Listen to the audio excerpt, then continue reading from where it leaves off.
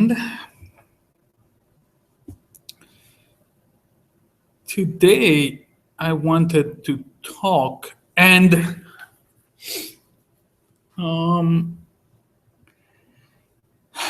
this is not gonna be on the exam at all, right? The exam actually ends with what we covered last week. I promise you I will not ask you about file input and output, but I will ask you about exceptions. So you need to know how to do try and catch or throw an exception. But other than that, life is good. File input and output, you can do it.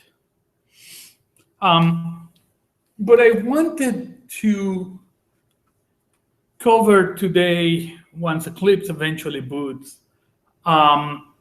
unit testing, because that is uber important.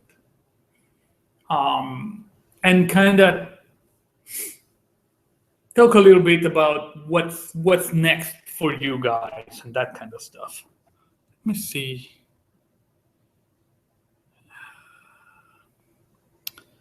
I'm gonna go download something and then go from there. Actually, I don't have any of the zip files. Okay.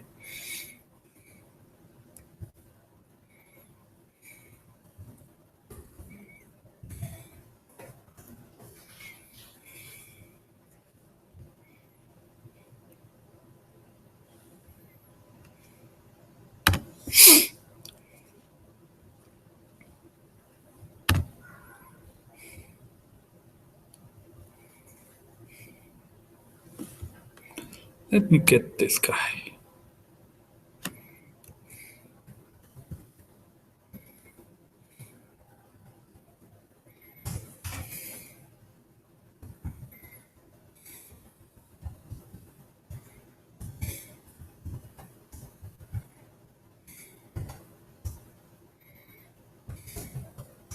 To 29. Let's create the Eclipse project so we can play.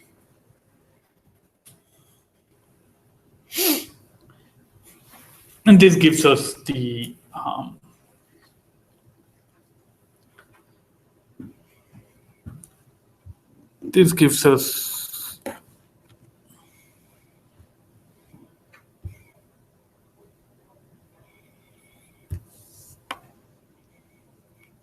the skeleton of the project, so I don't have to remember what do you include and what do you import and those kinds of things.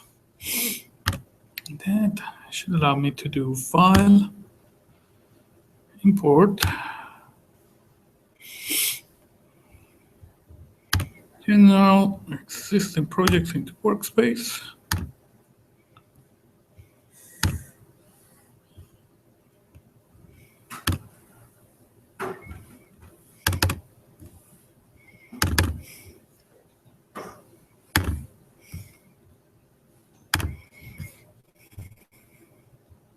Okay, so you probably did this, right?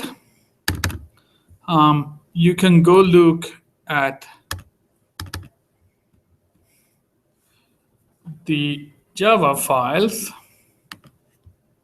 for what you are supposed to do, and then you can look at this Grader file. And this is what we are going to talk about, because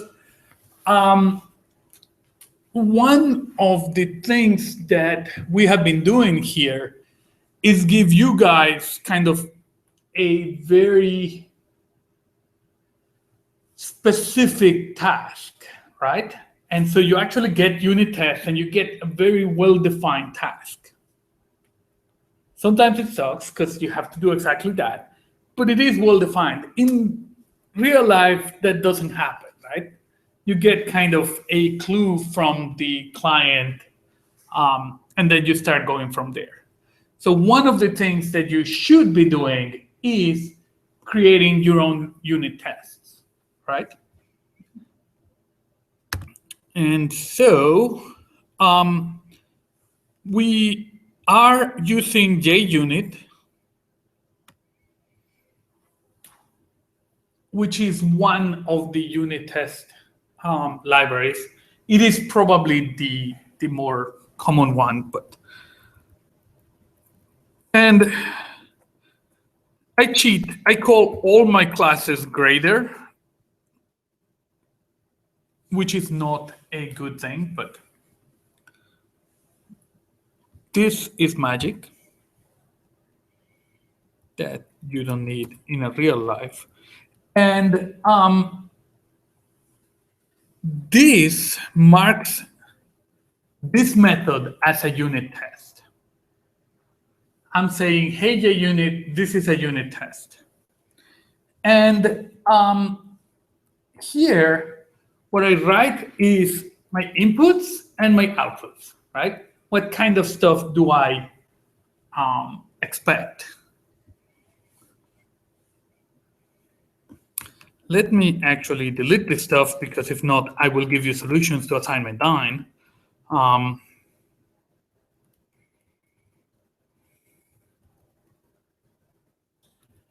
For example,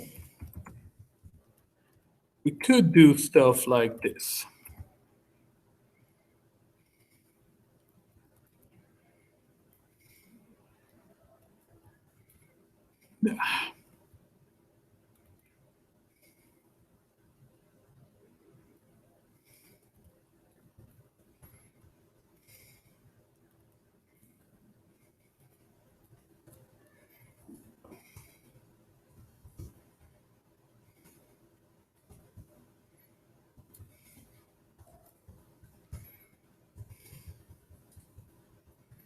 And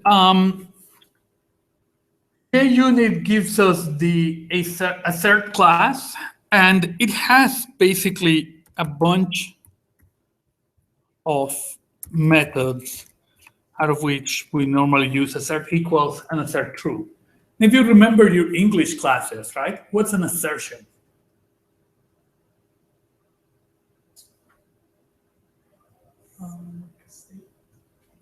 A statement of fact, right? You say this is true, as opposed to a question or something like that, right?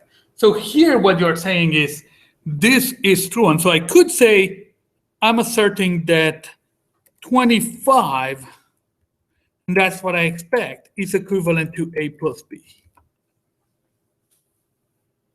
Is that true? No, right? So what's going to happen when I run this thing?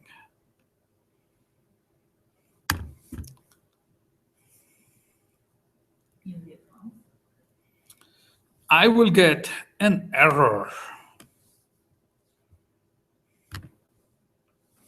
And it tells me I expected 25, but I got 30. And in this case, what's the problem? My unit test, right? When you get a task, either before or after, there is a coding methodology called test-driven design that says you write your tests first, and then you go write the code that implements that.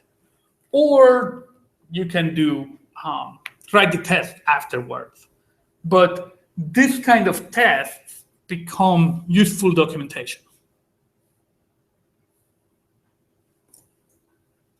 Does that make sense? So you would use it to prove that you satisfied a requirement in your... Exactly, to prove to yourself that you're satisfied, right? Eventually, you send this stuff to, hopefully you have a QA department, somebody who tests, right? And then you actually send it to the actual user who plays with it and tells you. Okay. But this transforms the requirements from English into specific stuff, right? So makes it a lot. So would you write the unit test before you write your program? That depends. Some people would write the tests before they write the program. Some people do it afterwards. And we do have different kinds of testing. Unit testing are for the smallest units. There's integration testing. Once you put it all together, then, and those are usually done by testers, but you should be unit testing your code, right? So we can look at some of these things and actually come up with our own unit tests and then go implement, right? And actually, these guys give us that stuff, right? This is a super simple question. And rather than try to come up with my questions, we'll use, so this is coding bat. And so that's given a name, return a greeting of the form hello space, the name, and the bag, right? So what would our unit test look like? And okay, let me do this. Let me not put it here, put it in a separate place here.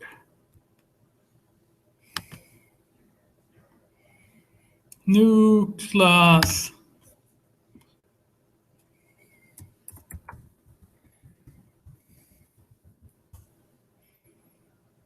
I'm gonna put it here. So what's the name of this thing? It's hello name, right?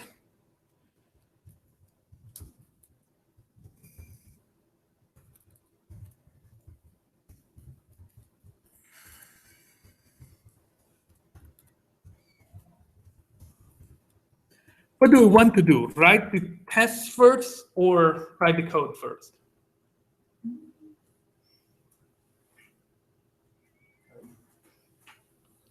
The code. Let's do it first with the code. We'll try it the other way later with a different one, right? What would the code be? System. Wait, are we printing? No, return. Returning, right? No printing.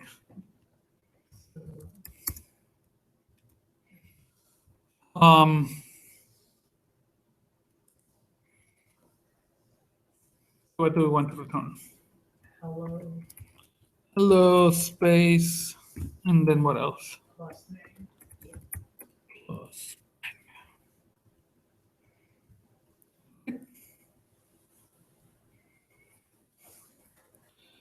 Then let's go write our unit test.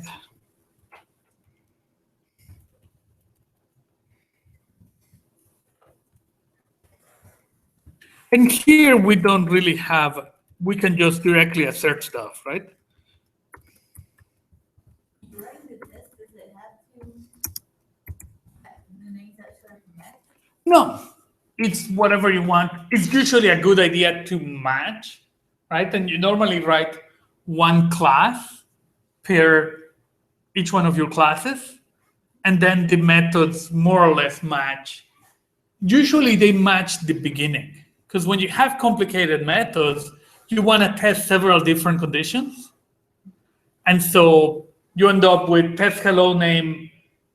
If you do it the dumb way, test hello name 1, test hello name 2, right? But it may be test hello name empty string, and then test hello name useful names or something like that. So it doesn't actually have to match, but so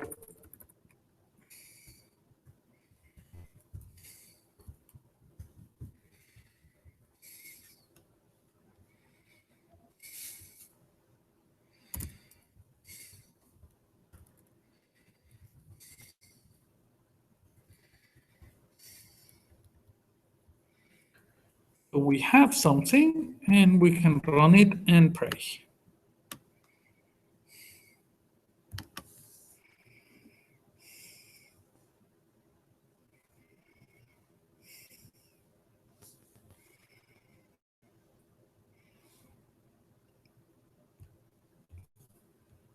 And it works, right?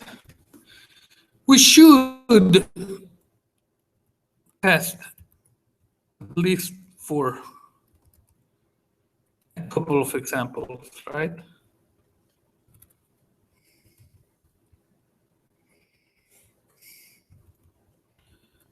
Because if not, right, It would work for just the one. Sorry? Then it would just work for just the one thing.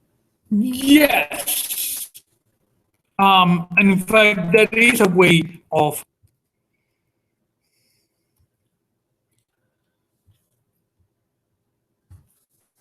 that's why test-driven design writes the test first to kind of guarantee that you write the right things. And so we have a unit test, right? And later on, you decide that you change something. You have your unit tests, you keep running them, and that kind of ensures that you haven't screwed up anything inadvertently. So you would use it more as debugging, I guess. It's not debugging. It's if I'm building this stuff, and then it helps with debugging. It helps with guaranteeing or helping ensure that only my change is wrong. If I'm building, right? Yeah. Imagine that I'm doing, for example, let's do this. Int max 2. And we probably did this kind of stuff, right? Int a. We're going to return the biggest of these two numbers, right? How do you want to implement this? If A is greater than B, return A. False.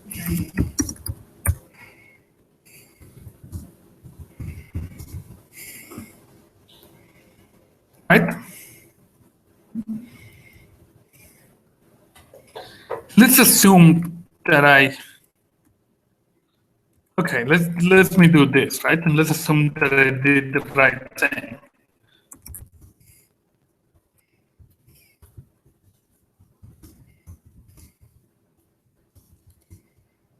This is kind of my go-to example. How if I want to get the maximum of 3 numbers? What can I do?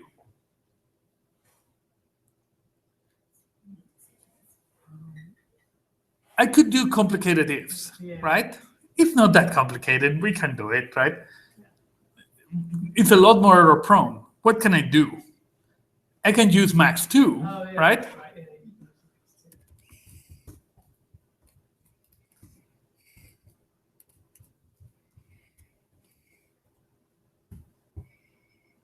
Right? Yeah. That is cool. Now, imagine that I have this.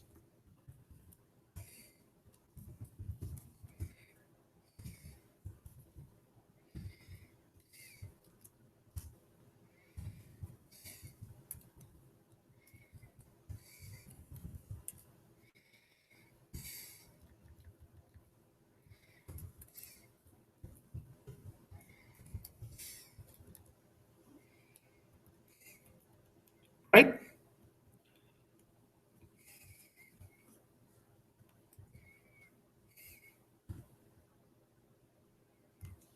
What's that?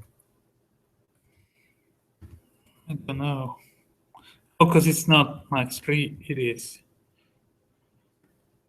unit test examples dot max 3.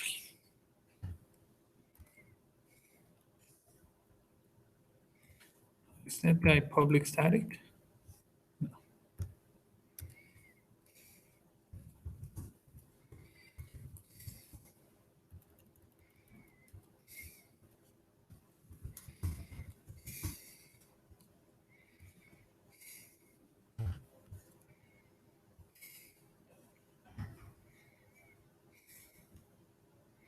What happens? Oops, something is wrong. Because I swapped something when you guys weren't paying attention, right? What is wrong? Where is the problem? Is it in max 2 or in max 3? We don't really know because we haven't really tested max 2, right? Yeah. Which is why you want to test max 2, right? And then that can probably tell you better. And that's why you write unit tests, right? So what would be a good way of testing max 2? Say 5 3 and 5, right? What else would I test?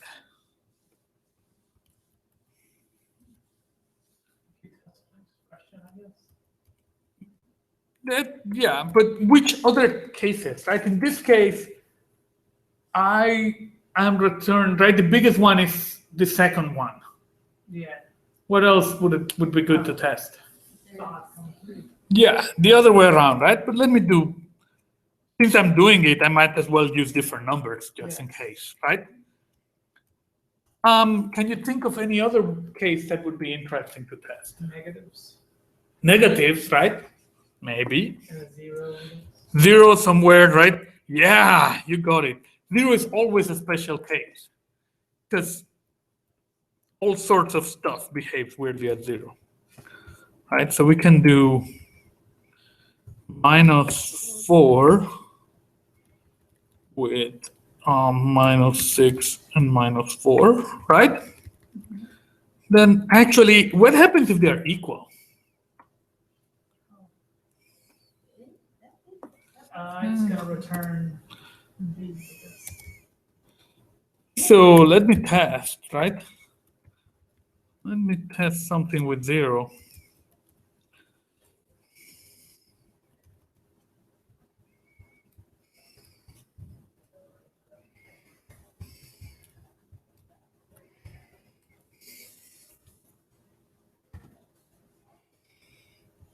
Oh, max 2 broke. So look at max 2. What's our problem?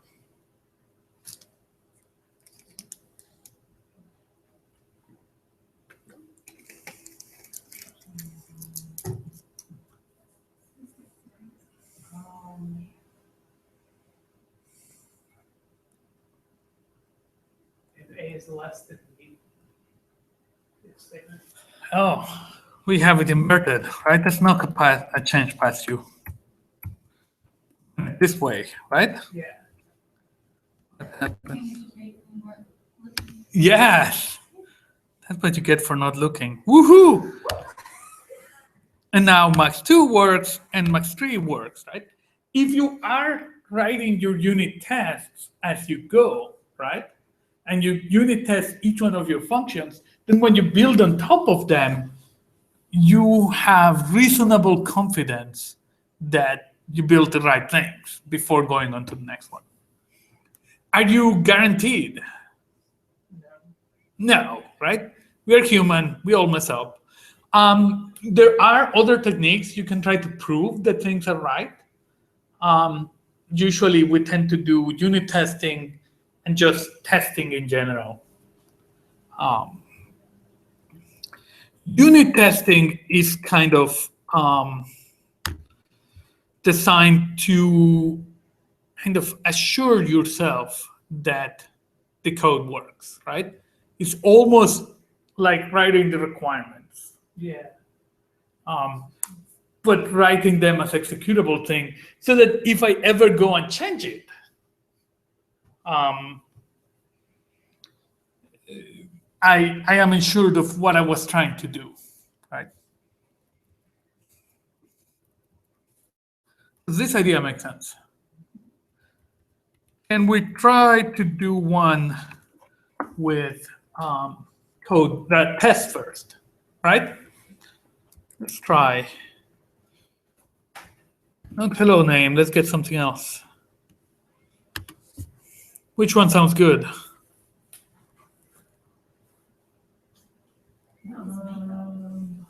Make out word, second one? It looks weird. No imagination? Okay.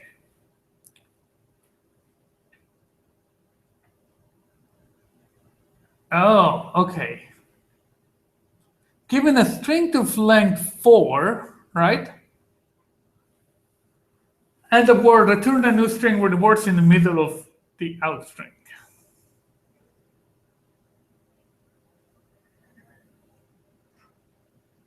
Does that make sense? No.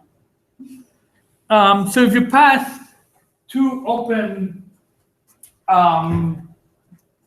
less than, and then greater than, you're going to insert this guy in the middle of that other string.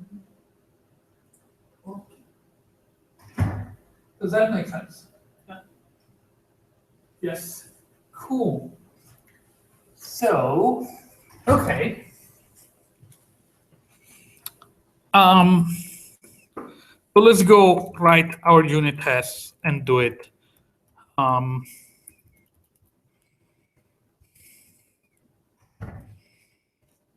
Test first, right? Test.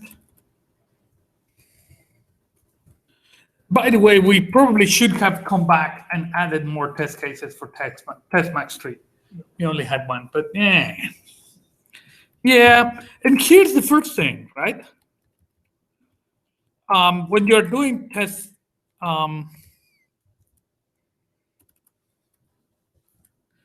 should the O be capital? Yes.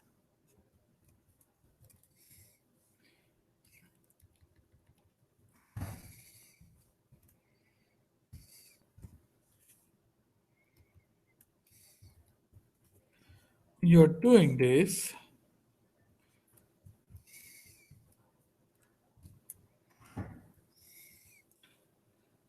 If you're doing test first, right? Especially for simple stuff or the first few times that you're doing it, first thing you do is write your test case. What's going to happen when we try to run this thing? It's gonna fail. It's going to more than fail. It's telling me you haven't defined the friggin' method, which is perfect. We are doing the right thing, right? That's what we are supposed to get. We haven't defined the friggin' method, right? Okay, so let me define the method.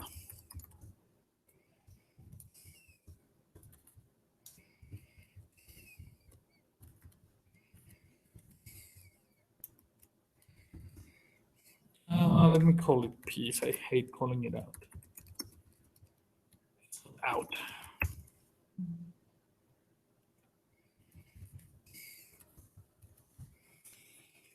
I'm gonna do this. Return the empty string.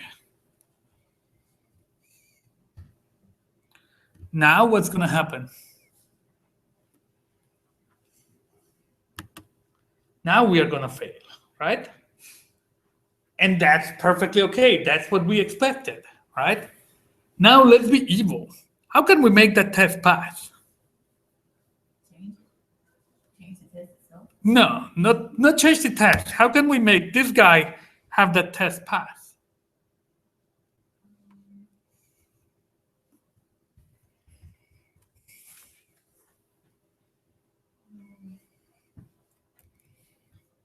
That is true. Hey, it passes. Give me my money. You promised to pay me if I do this. I did it, right? Yeah. Cheat a little bit. So what do we need to do? Well, that forces us to write better test cases, right? Now I need to write a test case so that now that cheating doesn't work. Yeah. Does that make sense? Yeah. So especially when you're starting to do this and when you have all the time, so when you're doing it at home and this test first development is actually really cool, right? And you can, so let's do Make sure it does what you expect it to do. Hola.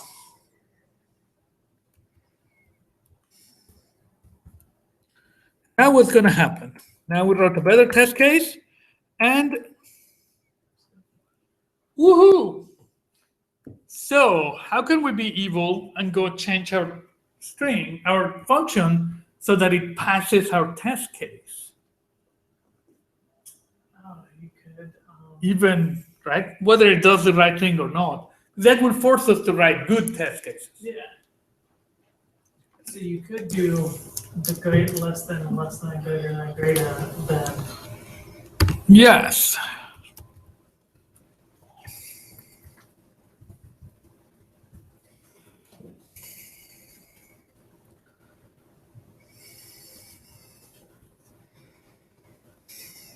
What are you complaining about, Thingy? Her. Now,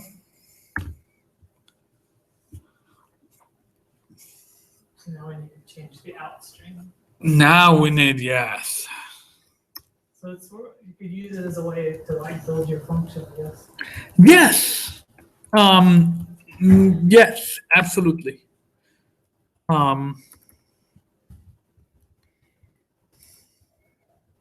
That's the only way I can usually think about it is I have to like start with something small, I guess, and just like make it print of something, you know, Yes. and then change it and then keep changing it until Tiny steps, right? Yeah. I need a machine that compiles really fast. In fact, I love to have a repo because then I can do tiny changes. Yeah. Tiny changes for me are a lot better than big changes. So now this will not work without actually implementing the right thing. Grr.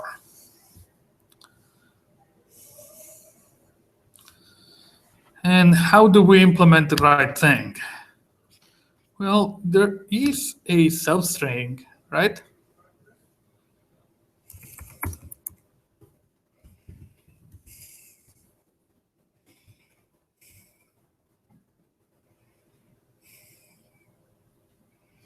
Okay, so I pass start and end. And start is inclusive and end is not, right?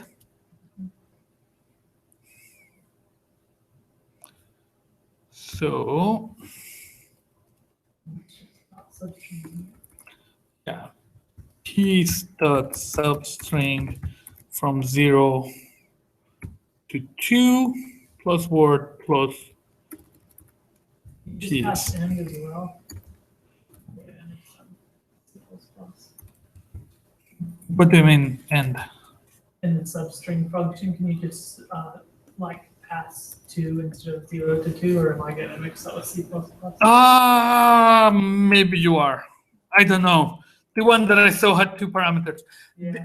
Sometimes they have 17 different ways of doing this thing, right? And so we could go and look at all of them. Oops.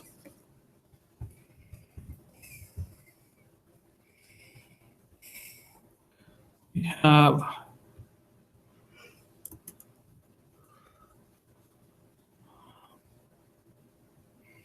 substring. Yeah, you can also do it like that. So we could do it just 0. Oh no, no. What you pass is the beginning. So we could do it in here. Yeah. Okay. Yeah, that was,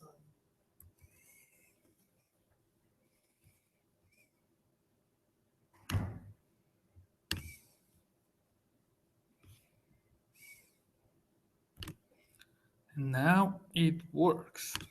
Now we have fairly decent tests, right? Because we know that we were trying to be evil, and so it's not guaranteed.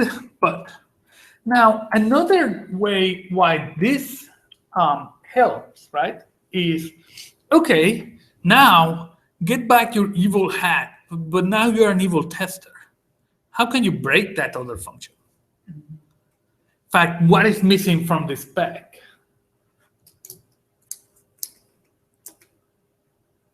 on that one, you can make the string longer than 4 characters. Yes. What happens if I make, right?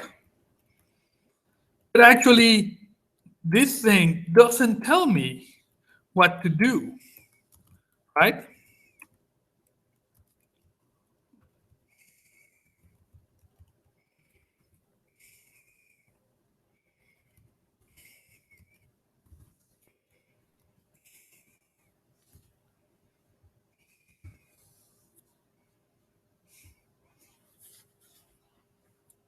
Right? Now it actually crashes.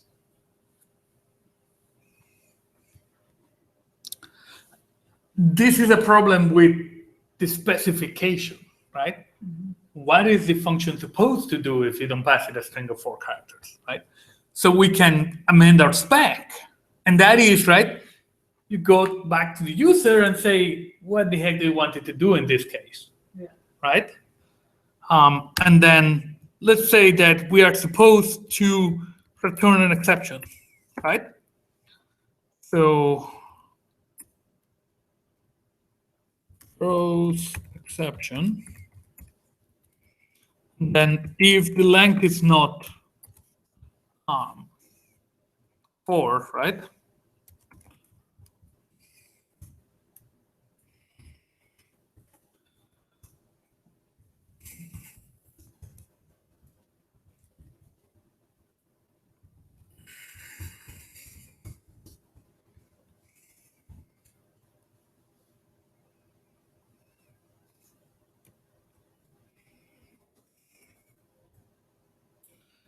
Is that gonna fix the test? No, because my test doesn't tell me, right, that I should expect an exception, right?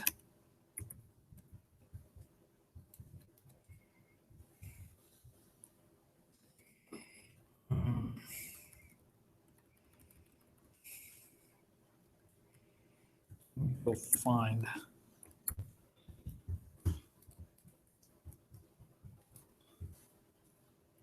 JUnit testing only work in Eclipse? No, but unfortunately, JUnit doesn't really specify it. It's very extensible. So what it doesn't really have is a nice spec for how are the tests displayed. And so everybody does its own test runner that goes and runs all the tests. If you have Gradle, you have seen, right? You get a list. You Yeah. can actually do it here.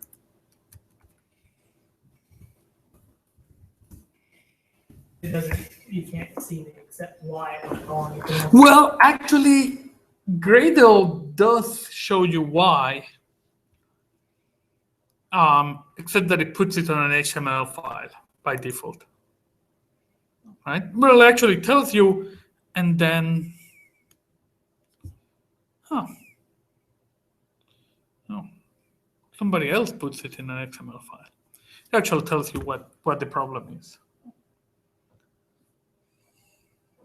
Sorry, this is a stupid question. I'm surprised I don't remember this. But what exactly is Gradle? Is that the type? It's not the compiler, No. but it's Okay.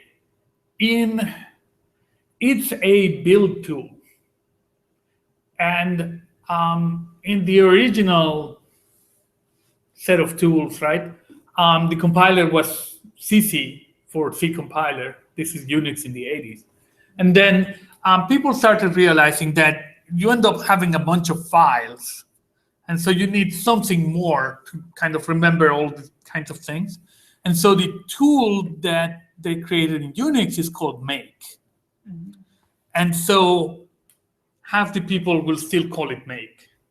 okay. So that's what a make file is. A make file is one for make, actually, Okay. right? And so Gradle is a build tool just like make. In Java, we tend to use Ant, Maven, or Gradle. Or now Gradle. Gradle is kind of newer. It's actually in Groovy. You probably, a lot of Java-only people will call them Ant files Yeah. because Ant was kind of the first one from Java. And then Maven is newer and has all the package downloading and all that stuff, which is really nice. And then Gradle is newer, and I like it better. Yeah. And there is probably by now 5 others. There's Basil from Google, and there's a bunch of others that do this kind of stuff. Okay.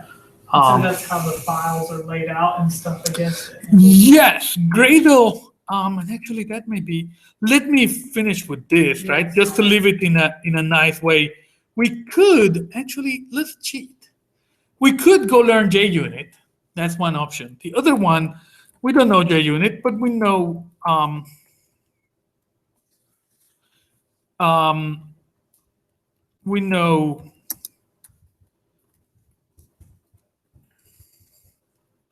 Java, right?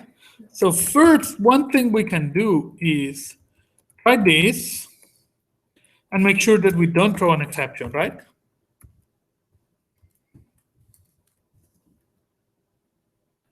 Actually, we don't even need to, right? For this one, right, the exception will be thrown, and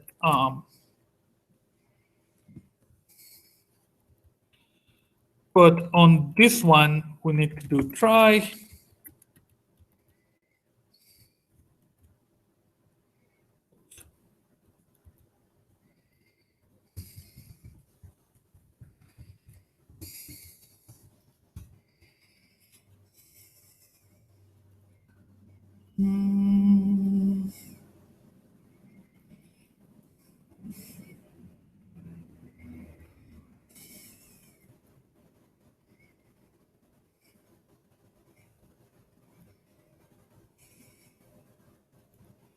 Now we can do this, right?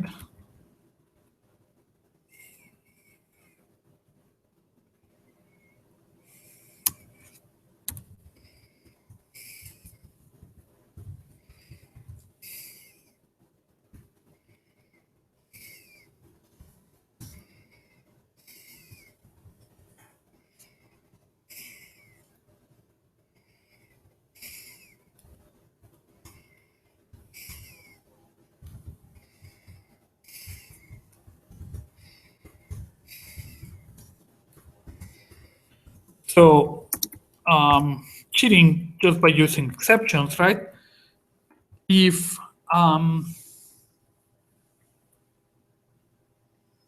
what we caught is a runtime exception, then that is wrong, right?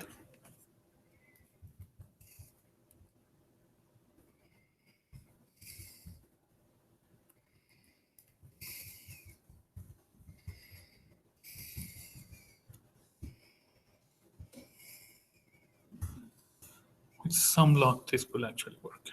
Yeah.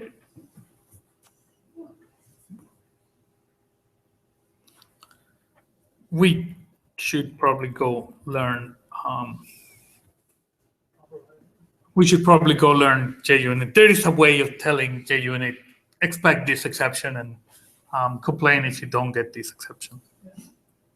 But now let me show you guys a little bit of build.gradle.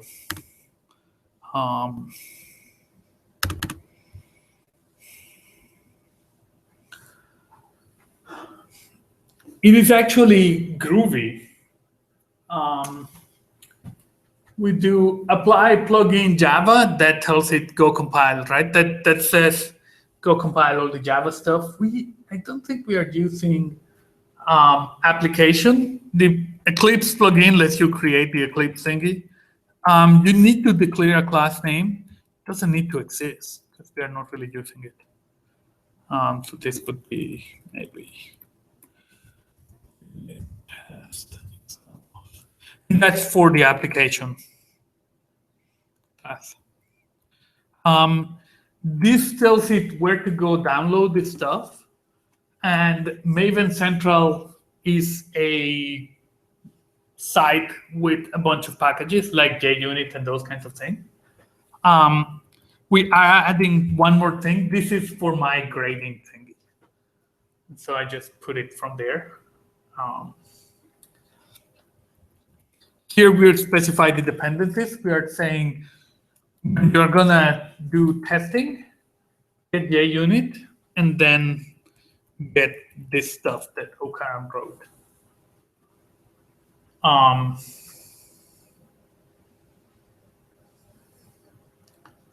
So if you wanted to use like a different, I guess there's not something different than JUnit, but if you wanted to use like. Yeah, there are many different things other than JUnit. Let's see. You could, yes. I can't remember now. I guess what always confuses me is like how is the grader.java in a completely different folder, but it still finds the assignment9.java.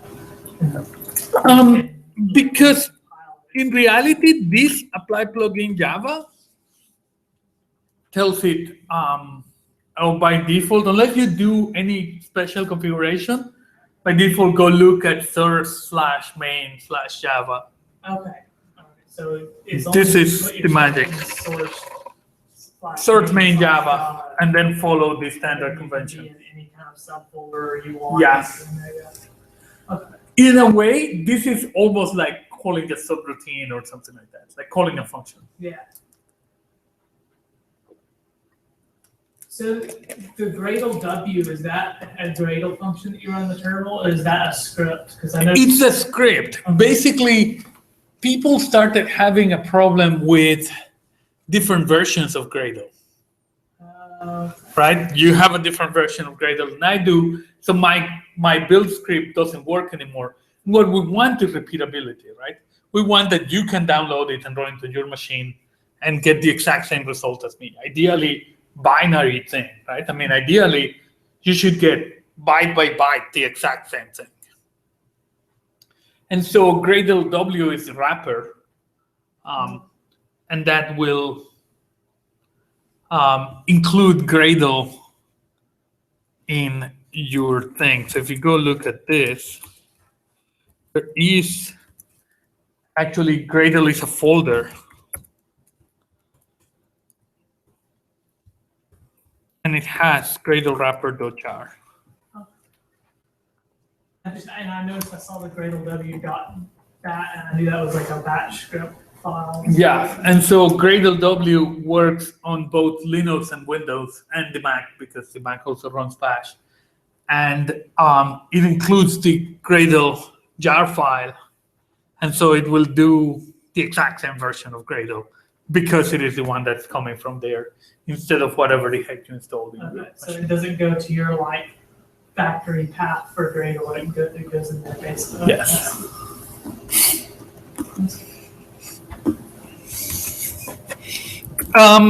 For the most part,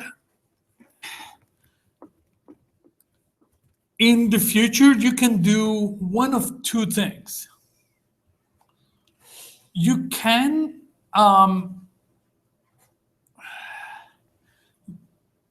use your IDE and say, I don't give a hoot. I'm programming for me, right? So I'll just use my IDE. If you like Eclipse, you can use Eclipse. If you like IntelliJ, you can use IntelliJ, right? And just not care. So create the project with Eclipse, go from there. It works, right? It's Java, so it's portable. You can get Eclipse for Windows and Eclipse for Linux and kind of share those files, and it sort of kind of works. If you want more repeatability and more being able to share with other people, potentially, then learn a little bit about Gradle. Yeah. It's not that bad. It's really just copy any of my build.gradle files, and that works. Like you need the Java plugin. I tend to do the application, so I can do run, and that's this main class name. If not, it will create stuff in build. These are actually all your classes, right? And so if we do, let's build lib. Why is there no build lib? / Gradle W build.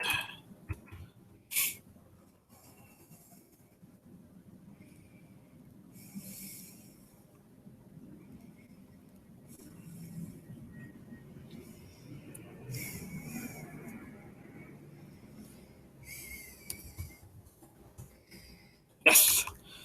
And this create build libs, and then you have a jar file.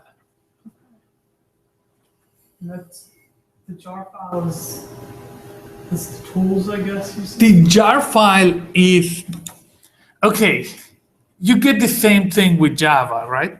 If you compile one file, what do you get, right? You compile a Java file, and the output is a class file, right? Mm-hmm.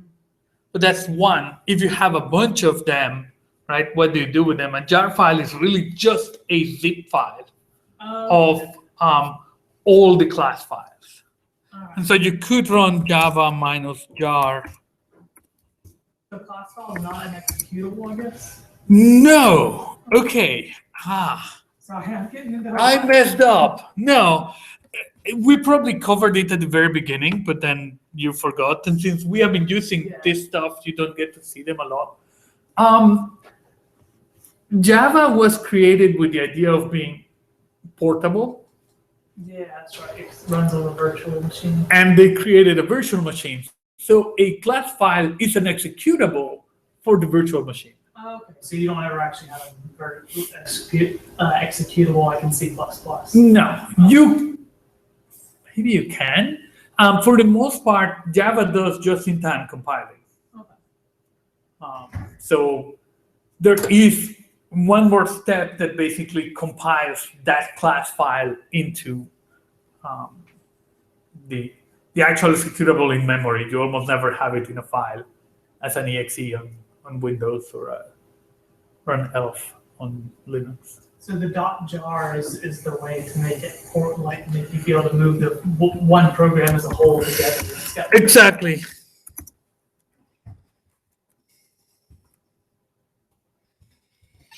And it's just a zip file of a bunch of class files.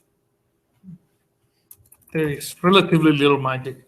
There is some magic. There is that meta-inf folder, and in that meta-inf folder, you can put certain stuff that make it magic.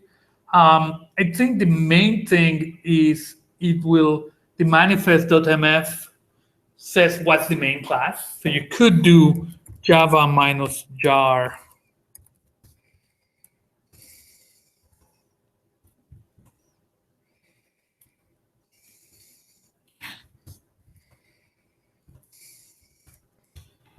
And this will, it actually didn't specify a main class. So I cannot run it with java -jar. Okay, so it would tell you what the main class is. Yeah, there is a way to tell it. Minus main class. See? No. There is a way, or you could just add it to the class path and then run whichever class you want. I've always been like a little bit looking at this stuff when you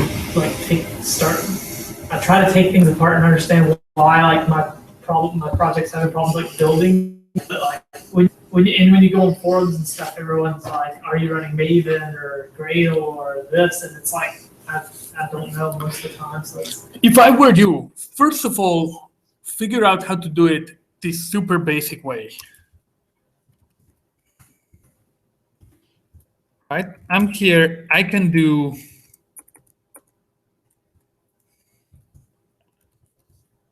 Java C unit test examples.java. That compiles it. And I created a class file, right? And if this actually had a main method, so I could do Java unit test examples,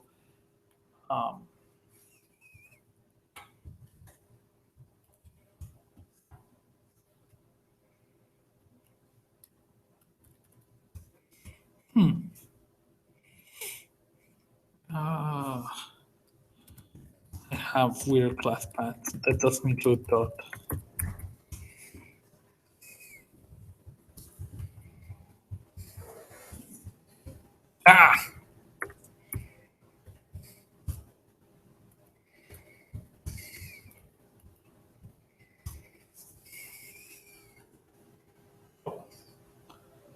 It should be getting something better.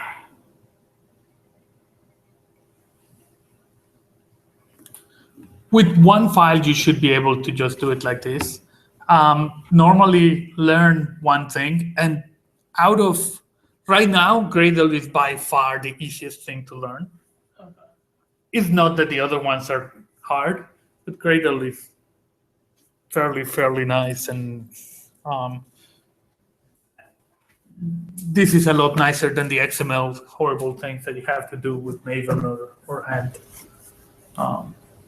Yeah, it doesn't look as scary as I thought it would. It is not scary at all. And for the most part, you just cut and paste for the next one. Just learn where to put them. So you put them in main search, right? Search main, then Java or test, and go from there.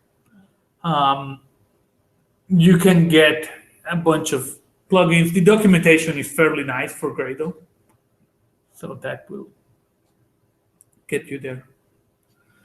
I'd like to try to learn. I learned in Python and in Lisp and stuff to write in just Notepad and then compile it and run it and stuff. But it's now I'm doing C++ and Java. It seems like I have to have something like an IDE, but No, you don't. In both of them, what you need is this thing, right? Yeah. In C++, you probably want a makefile. In Java, you want this stuff. IDEs are nice. Don't get me wrong, but half the time I write this stuff in Visual Studio Code, which is not an IDE. It's just an editor that has tabs. yeah, I have a Windows. I think about getting Same thing. It's and now I can't remember why I hated Notepad++. There's something that annoyed me in the UI, but also Notepad++ is Windows only, Oh yeah, and so I tend to use stuff that's. and this looks a lot better. When Notepad++ looks like it's from the 90s or something. And that may have been just what I It's think. really, really old. It writes something on your line, like a line, Oh yeah, it which drove me nuts, and so I it never does used it. something. I've noticed it puts the same thing in as like if you there's something I can do in Visual Studio. Like if I choose like not empty project or something like that, it puts like some stuff at the top, and I think Notepad++ does it too. There was something that annoyed me, but it's actually fairly simple to do these kinds of things. And like this is how you define one more task, and so that's why you can do /gradle grade, and it works. So you can do build and grade. Build. Build is defined by either Java or application, Okay. but this one is my own thing. All right. It tells it what the main is, and then like runs the grader. That's really cool. My first experience with Java was actually with like Android Studio, and it was just like, I had an app we were supposed to make, and it was like we just had to do the main file, just kind of like this, like the main method, but there was like all this other stuff that was in with it. Yeah, magic is cool, but it's a lot better when you can actually understand the magic. Yeah, I feel a lot more comfortable when I know why that file is there and why it's like I like to try to understand that stuff. Yeah, I will. Going back to kind of administrivia, and then I will try to create a sample final exam, just like I did for the midterm, for next class. And we'll have a review next class. Let me stop this thingy. I think we looked at the exam. I think it was on the 9th. Yes.